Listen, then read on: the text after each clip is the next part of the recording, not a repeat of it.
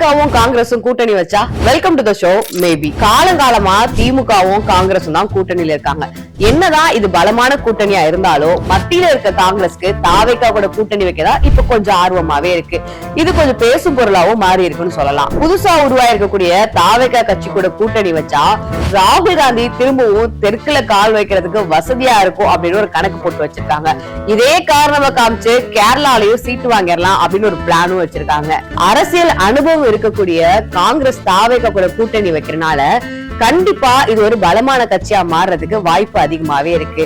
தாவேகா புது கட்சி, மக்கள் எல்லாருமே ஆதரவு தெரிவிக்கிறாங்க அப்படின்ற ஒரே காரணத்துக்காக தான் தாவேகா கூட காங்கிரஸ் கூட்டணி வைக்க துடியா துடிச்சுக்கிட்டு இருக்காங்க. இதுல பாசிட்டிவும் இருக்கு, நெகட்டிவும் இருக்கு. இதுல பாசிட்டிவ் என்ன அப்படின்னு பார்த்தோம்னா, வடக்குலதான் ராகுல் காந்தியால பவரை காட்ட முடியல. சோ தெற்குல எப்படியாவது விஜய் மூலமா திரும்பவும் கால் பதிச்சிடலாம் அப்படின்னு ஒரு துடியா துடிச்சுட்டு இதுக்கு பிளான் போட்டுட்டு இருக்காரு. இதுதான் ஒரே பாசிட்டிவ். நெகட்டிவ் என்ன அப்படின்னு பாத்தீங்கன்னா, மக்கள் எல்லாருமே முடிவு பண்ணிதான் இந்த காங்கிரஸ வடக்குக்கு அனுப்பி வச்சாங்க. அப்படிப்பட்ட காங்கிரஸ் கூட தாவேகா கூட்டணி வச்சா இது தாவேகாக்கு கொஞ்சம் பேக் ஃபயர் ஆகிறதுக்கு சான்சஸ் இருக்கு.